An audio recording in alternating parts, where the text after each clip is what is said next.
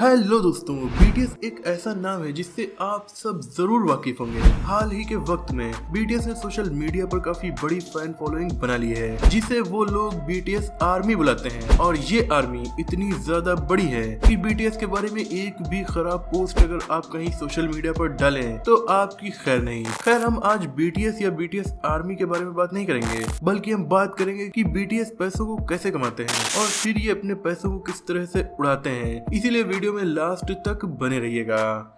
BTS पूरी दुनिया में सबसे ज्यादा पेड के पॉप आर्टिस्ट में से एक हैं। अगर इनके पिछले साल की इनकम को देखा जाए तो ये एक साल में तकरीबन 57 मिलियन यूएस डॉलर्स अर्न करते हैं, यानी कि इन्होंने एक साल में लगभग 423 करोड़ रुपए कमाए हैं। और ये पैसे उनके पास आते कैसे हैं? दरअसल इन्हें सैलरी दी जाती है और ब्रांड डील्स भी इन्हें मिलती हैं। हाल ही में इन्होंने लुई विट्टन के साथ डील की थी। आमतौर पर ये ऐसी डील नहीं करते हैं, ये किसी भी ब्रांड को प्रमोट नहीं करते, ये बस उन ब्रांड को प्रमोट करते हैं जिन्हें ये एक्चुअल में यूज करते हैं। ज्यादातर ये सुप्रीम, गुच्ची और लोकल ब्रांड्स को भी प्रमोट करते हैं। ये खुद इस्तेमाल करने के बाद ही ब्रांड्स को प्रमोट करते हैं। इसके बाद इनको मेनली अर्निंग अपने शोज और यूट्यूब चैनल से होती है। ये आर्टिस्ट बहुत ज्यादा एक्सपेंसिव हैं और एक एक शो के ये मिलियंस ऑफ डॉलर्स लेते हैं। पिछले साल इन्होंने जो 57 मिलियन कमाए थे, उनमें से 43 मिलियन तो बस इन्होंने यूएस में किए गए 3 कॉन्सर्ट से ही अर्न कर लिए थे। और ये यूट्यूब पर भी बहुत ज्यादा पॉपुलर हैं।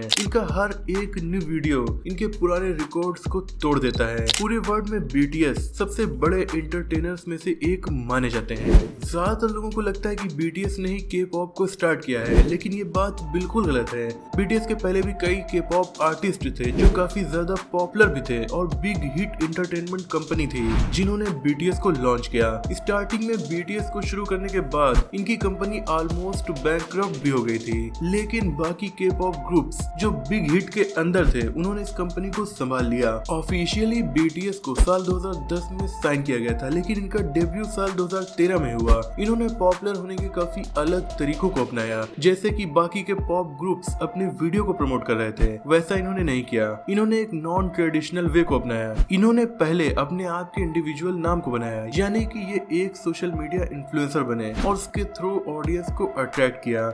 इन्होंने अपने आप को पहले एक सोशल मीडिया पर्सनालिटी बना लिया था, जिसके चलते लोग इनके गाने से पहले ही इन्हें सपोर्ट करने लगे थे। और मानो या ना मानो, लेकिन इनके गाने भी काफी अच्छे माने जाते हैं, जिसके चलते लोगों को इनके टैलेंट के बारे में पता चला और लोग इनके रियल लाइफ फैन बन गए। इस वक्त बीटीएस ग्रुप की कीमत कम से कम 3.6 बिलियन डॉलर है। बिग हिट एंटरटेनमेंट जो एक टाइम पर बैंकक्रप्ट होने वाली थी, वो अब औसतन 2 बिलियन डॉलर्स कमा लेती है। अकेले बैंक जो कि बिग हिट के ओनर हैं, वो खुद 770 मिलियन अमेरिकी डॉलर्स के मालिक हैं। इसलिए वो साउथ कोरिया के सबसे महंगे घरों में से एक हानम द हिल में बीटीएस के लिए 6.5 मिलियन अमेरिकी डॉलर की हवेली किराए पर लेने में सक्षम है। ये काफी लग्जूरियस है। ऐसा लगता है कि ग्रुप किसी भी चीज को सोने में बदल देता है। पिछले साल कार मेकर हुंडई ने उन्हें अपनी नई पैलिसेड एसयूवी के लिए ग्लोबल ब्रांड एम्बेसडर बनाया था। बीटीएस ने 2 कॉन्सर्ट फिल्में की, जिससे भी इनकी कमाई काफी ज्यादा हुई। 2018 की इनकी फिल्म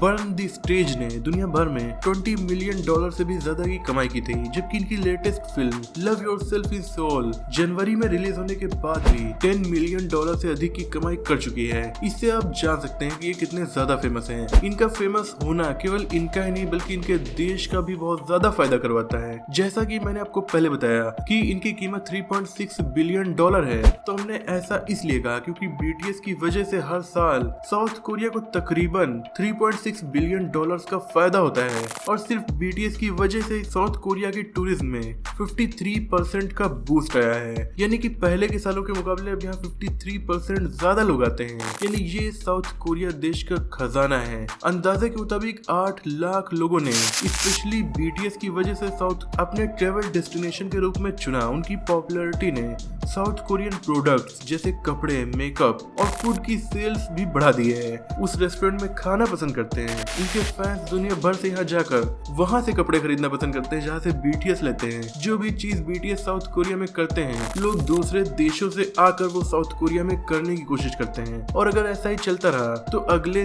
10 सालों में BTS की वैल्यू $3.6 बिलियन से उठकर $37 बिलियन या उससे भी ज्यादा हो सकती है। अब बात करते हैं कि आखिर ये अपने लाखों करोड़ों रुपए को जो कमाते हैं उन्हें खर्च कैसे करते हैं। ये भले ही एक मेंशन को शेयर करते हो, पर इनके पास अपने भी कुछ फ्लैट्स हैं। आखिर इतने पैसे आएंगे तो कहीं ना कहीं उड़ाएंगे तो है ही। तो इस बैंड के मेंबर जिन ने हन्नम द हिल में अपने फ्लैट पर 1.7 मिलियन अमेरिकी डॉलर्स खर्च किए। जे होप और जंगकुक ने सियोल फॉरेस्ट ट्रीमेज में भी फ्लैट खरीदे, जिसे सियोल में सबसे शानदार अपार्टमेंट में से एक माना जाता है। जे होप ने इस फ्लैट को 2016 में तकरीबन 1.6 मिलियन डॉलर्स में खरीदा था, जबकि जंगकुक ने 2018 के लास्ट में अपनी यूनिट खरीदने पर अंदाजे के मुताबिक 1.74 मिलियन डॉलर्स खर्च किए थे। सुगा ने 2018 के लास्ट में हनम जिले में 3 मिलियन डॉलर्स का एक फ्लैट खरीदा था। ये सब लड़के अपने बोल्ड फैशन और स्टाइल के लिए भी जाने जाते हैं।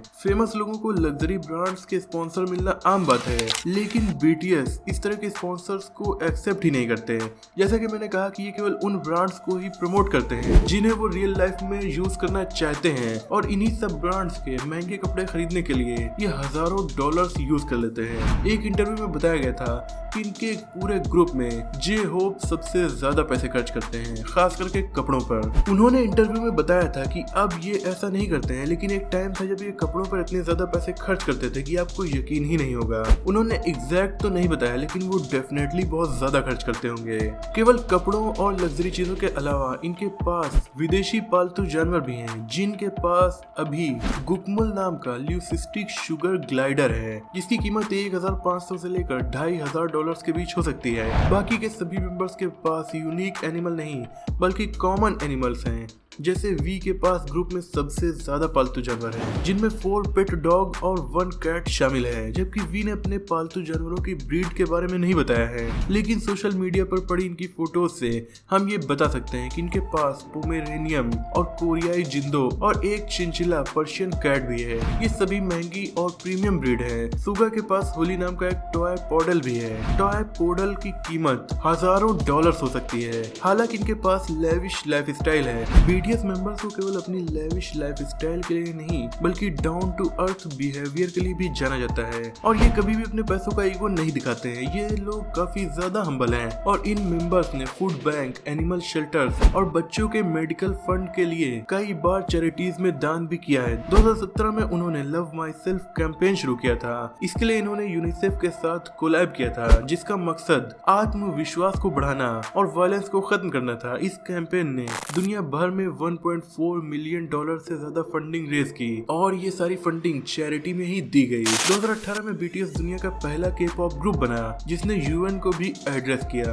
अभी हम आपको इनके बारे में कुछ ऐसे फैक्ट्स बताएंगे जो शायद आप नहीं जानते होंगे। सबसे पहली बात, आपसे अगर पूछूं कि इनमें से सबसे ज्यादा अमीर कौन है, तो शायद आप कहेंगे कि सब के सब इक्वली ही कमाते होंगे, लेकिन दरअसल इस ग्रुप में सबसे ज्यादा अमीर जे होप हैं। ये इन सब BTS मेंबर्स में सबसे बड़ा होने के साथ साथ सबसे ज्यादा स्मार्ट भी हैं। इसने अपने पैसों को कई जगह पर इन्वेस्ट किया है, जो कि अभी से काफी ज्यादा फायदा इन्हें दे रहे हैं। इन्होंने कई सारी रियल एस्टेट प्रॉपर्टी खरीदी है, जिसका रेट अब डबल हो चुका है, और साथ ही ये कई सारे सॉन्ग्स भी लिखते हैं, जिनका कॉपीराइट खरीदने के लिए दूसरी कंपनीज को इन्हें काफी पैसे देने पड़ते हैं। साथ ही इनका अपना सोलो एल्बम भी है जो काफी ज्यादा पॉपुलर है। इसीलिए BTS के पूरे गैंग में सबसे ज्यादा अमीर जे होप हैं। और वैसे तो सारे BTS के मेंबर्स काफी ज्यादा पॉपुलर हैं, लेकिन इन सब में सबसे ज्यादा पॉपुलैरिटी वी और जंगकुक की है। इसीलिए सोशल मीडिया के थ्रू ये दोनों ही सबसे ज्यादा अर्न भी करते हैं, क्योंकि BTS मेंबर्स होने से ज्यादा इन्हें सोशल मीडिया पर रिस्पॉन्स मिलता है। और जे होप के बाद रिचेस्ट की बात करें तो वो है जंगकुक, और इनके बाद वी हैं, और फिर बाकी के सभी मेंबर्स। और अगर बात करें लास्ट पर कौन है,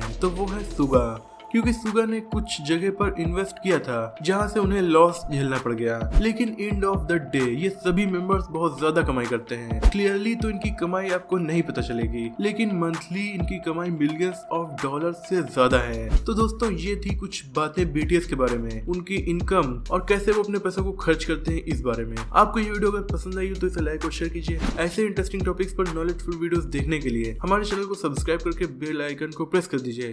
क्या आप भी बीटीएस आर्मी के मेंबर हैं? कमेंट में बताना मत भूलिएगा। मिलते हैं अगली वीडियो में, तब तक के लिए अपना और अपनों का ख्याल रखिए।